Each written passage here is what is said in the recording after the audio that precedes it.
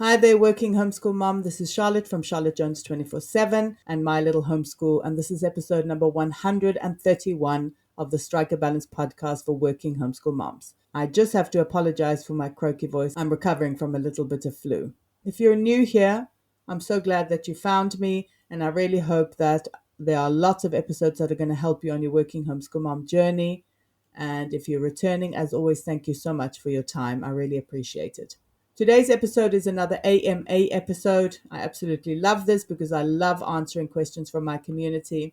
So for this episode, I'm going to be talking about balancing work and quality time, the feeling that it's going to be too much to work full-time and to homeschool, and the idea of looking at other moms and feeling like they organize their schedule so well.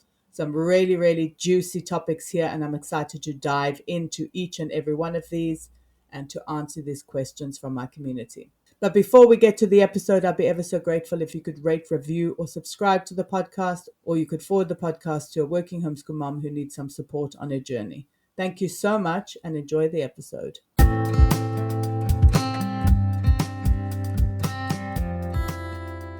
Hi there, and welcome to the Strike a Balance podcast for Working Homeschool Moms. This is Charlotte Jones. I'm your host, and I am a podcaster, a speaker, a writer, and a homeschooling coach, specifically for working homeschool moms. I've been homeschooling my neurodivergent twin boys since 2017, and I've been a working homeschool mom since 2017. So I know it can feel really overwhelming to keep all the balls in the air all the time. So each week I chat about tips and strategies for being a happy and thriving working homeschool mom. I cover things like time management, homeschooling, mindset, and lots of other juicy topics like that. I also speak to awesome and inspiring women who manage to juggle homeschooling and work successfully and find out what their secrets are. And I also welcome experts who can help you on your working homeschool mom journey. I have lots of ways to support you, so be sure to check them out in the show notes. You can download my time audit as your first step to managing your time better. I have a Facebook group for working homeschool moms that you can join as well. And be sure to sign up to my newsletter for weekly updates. And if you need additional support, you can join the WHM Collective, which is a supportive community of working homeschool moms where we delve deeper into topics that are going to help you thrive as a working homeschool mom. Or if you need one-to-one support, be sure to book in a session with me. I'm so excited for you to be here, and I know you'll get so much value out of this episode. So let's get started.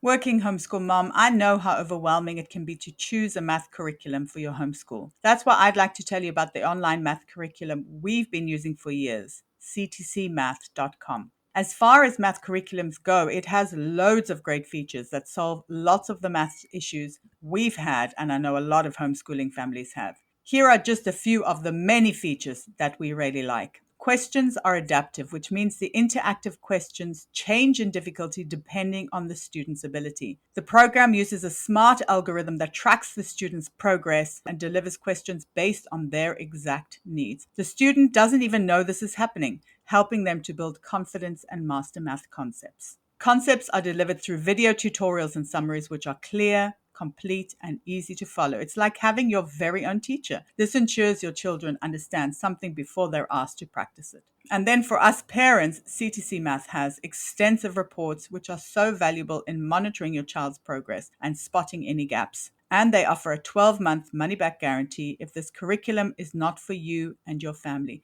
CTC will provide a full refund, no questions asked. But I think the most important thing is a whole lot less stress when it's math time for both parents and kids. You get to outsource math with confidence, and your kids get a fantastic tailor-made program that makes learning and mastering math enjoyable and positive.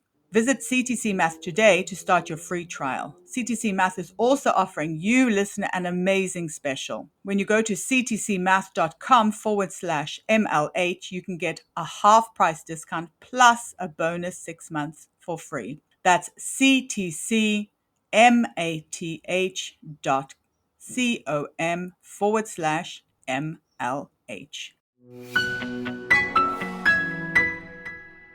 So the first question comes from Taylor, who is in her first year of being a working homeschool mom. And she's worried about balancing her work and quality time with the kids. The thing that struck me about this question is the concept of quality time, which really can create so much mom guilt. But I think all moms worry about quality time. If they're working, homeschooling, if they have more than one child, if they only have one child, I think quality time is something that we worry about because I think moms generally tend to go towards mom guilt as a default. My best piece of advice here is quite a simple one, and that is to be present when you're with your kids, because this is how you're going to ensure quality time. And it doesn't have to be tons of time. It doesn't have to be 4 hours a day of intense quality time, because I think that it's not always possible to do that. So if you set time aside to give your children full attention, I think that is how you ensure quality time, and to be intentional about it and to do it every single day. So one way to do this is to be really good at setting boundaries so that you're not on your phone when you're with your kids, or you're not thinking about work when you're with your kids, or you're not thinking about what you're going to be making for dinner when you're with your kids. And then when you are working, then you are feeling guilty because you haven't spent time with your kids. So something else to consider is if you have more than one child, to try and schedule separate time with each of them as well. So I know we have twins, and it's so easy to kind of lump them together as one person in a way. So we have to be really intentional about spending time with them apart. And I think if you have more than one kid, it is important to do this, to try and make sure that they feel that they are seen and that they have eyeball to eyeball time with you every single day. So that's a great question. And I think it's so important to really think about what quality time means and how you can implement it in a way that is manageable for you. So the next question comes from Christi, who is a new working homeschool mom. And she's worried that it's going to be too much for her to work full time and fully be able to help her son. I really wanted to answer this question because I think a lot of new working homeschool moms have this feeling. And I find it's good to accept that it might be a lot at the beginning, to not have expectations about what it's going to be like, to not think that it's going to be sunshine and roses right from the beginning, because it can take some time to find your groove. It really can. It can take a couple of years. I mean, it took us probably 4 or 5 years maybe. So I'm going to hop back to the concept of deschooling, as I always do, because I think it is just such a powerful way to manage this beginning bit that is really, really difficult, because it's a good time to start figuring everything out without having too much pressure. So I know it can be hard to think of the concept of deschooling, of unlearning what you've learned, of taking time so that you can find the right curriculum, so that you can find the right schedule. But I have to tell you again, it is such a powerful thing to do, because it's really going to help to set you up for a good working homeschool mom life. And as I always say, take as long as you need. Take as long as you need. Let your kid lead. Let them tell you when they're ready to start, when they've decompressed, if they came from public school, or if they're ready for more structured learning. Let them lead, and don't worry, because once you figure out how to schedule, how they learn, what works for everyone, they're going to fly ahead. Some other tips as well, just for managing everything, is to get creative with your scheduling. Your kids don't need to be learning for 8 hours a day. It's a maximum 1 to 2 hours every day. You could do year-round homeschooling to reduce that amount, and also outsource if you need to. I know it's hard to ask for help, but it can really make it so much more pleasurable for everybody if you outsource some of the parts of your homeschooling. I know people who outsource everything, and I think that's absolutely fine as well. There's absolutely no shame in that. And then if you just for the long term, so you want to encourage independent learning from as early as possible. And then the final question comes from Katherine, who's 2 years into being a working homeschool mom. And she says, how do other moms organize their schedule so well? And I love this, because it's so easy to look at others and to think that they're doing a good job, to compare yourself with others at the beginning and in the first 3 years when you're still kind of trying to find your groove. So Catherine is 2 years in, so this is a very normal feeling to have. You've started homeschooling, you've started being a working homeschool mom, but things are not going smoothly.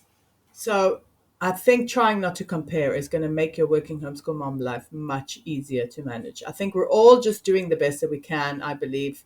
Obviously, I've been doing it for a long time, and there are other factors involved, like my kids are older as well, and I feel more confident, and I've realized that the learning never stops. Structured learning doesn't have to be so long because all the other stuff also counts so much as learning.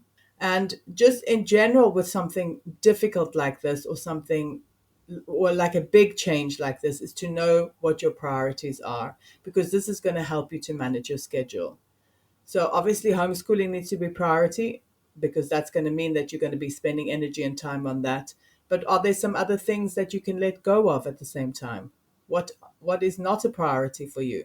If you're feeling like others are organizing their schedules well, but you are not, then maybe it's time to do a time audit, to have a look how you're actually spending your time, and to see what you can let go of, to reassess also your priorities, because that's what's good with a time audit, is to see what you are doing. Is it what's important to you? As I said before, when answering Christi's question, outsource, ask for help, get creative with your schedule, because this is how you are going to manage your schedule in a way that suits you, that's perfect for you and your family. And as always, I'm here if you need some assistance, if you need some support, if you're getting stuck somewhere, if you're worried about taking that first step, then please schedule in a chat with me. I offer the first 30 minutes for free, so be sure to reach out if you feel like you need support on this working homeschool mom journey. I really hope you enjoyed the episode. Please let me know what your greatest takeaway was. You can reach out to me on Instagram at charlottejones247, or on my website at mylittlehomeschool.com, or you could even drop me an email at hello@mylittlehomeschool.com. I'd be ever so grateful if you could rate, review, and subscribe to the podcast. It will help spread the news about being a working homeschool mom, and in that way we can build this wonderful supportive community together. Thank you so much for listening, and until next time, take care.